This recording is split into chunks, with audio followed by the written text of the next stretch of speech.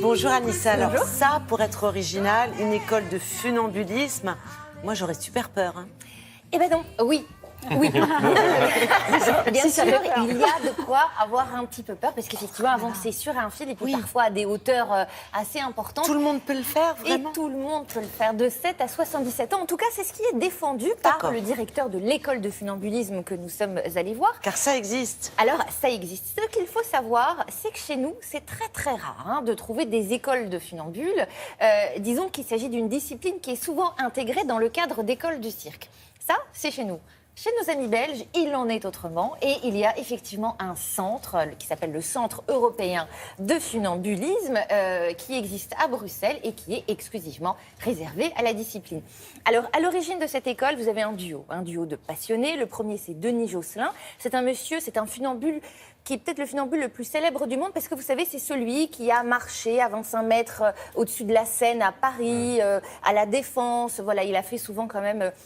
Voilà, des choses assez impressionnantes. Et le deuxième, celui avec qui il a créé cette école, c'est un monsieur qui s'appelle Vincent Wouters et qui est le directeur de l'école du cirque de Bruxelles et qui est funambule. Et ils se sont dit tous les deux, allez, on y va, on est passionnés, partageons notre passion avec le plus grand nombre. Et leur message est clair, quel que soit votre âge, vous voulez y aller, allez-y. Je vous propose de découvrir en images la fascination que nous inspirent toujours ces funambules.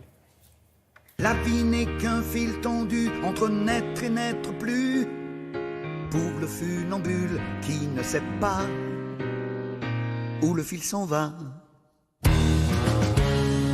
Le challenge du Centre européen de funambulisme, c'est de convaincre tout le monde que c'est possible de marcher sur un fil à une certaine hauteur avec un balancier.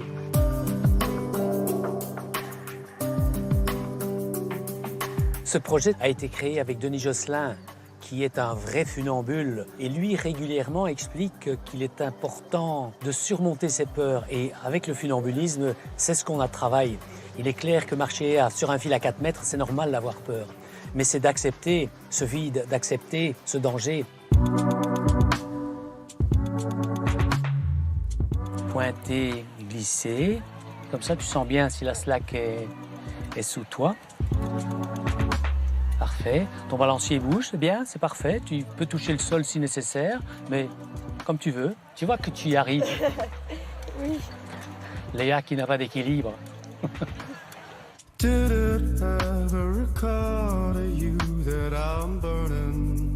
Ici, au Centre européen de funambulisme, on travaille sur slackline, donc ce sont des lanières, en général jaunes, qu'on voit parfois dans les parcs. Mais nous, on le pratique avec le balancier du funambule, ce qui permet de gérer son équilibre. Et donc, c'est beaucoup plus simple et on rentre dans un espèce de processus de méditation et moins dans un processus de recherche d'équilibre envers et contre tout.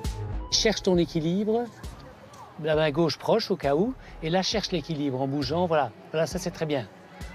Et ça, c'est très agréable comme sensation parce que tu contrôles vraiment en détail ton balancier.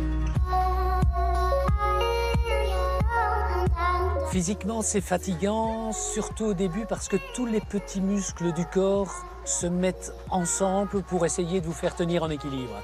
Et puis petit à petit, on se rend compte que en étant beaucoup plus relax, tranquille, souffler, expirer, se détendre, c'est beaucoup moins physique. 1, 2, 3. Et voilà, c'est parti, bien. Souffle bien.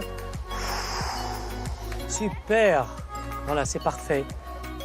Ce qu'on retrouve au Centre européen de funambulisme, c'est un esprit d'équipe, un esprit de soutien. Les gens viennent pour être ensemble. Et quand on sort d'une séance de funambulisme, c'est un peu comme si on sortait d'une séance de méditation. On est dans le centrage. C'est l'instant présent. Il faut être extrêmement bien concentré.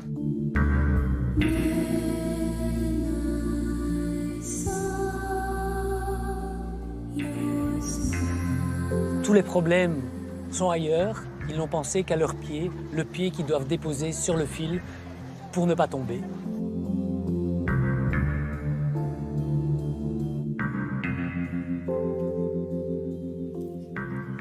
C'est fou ça.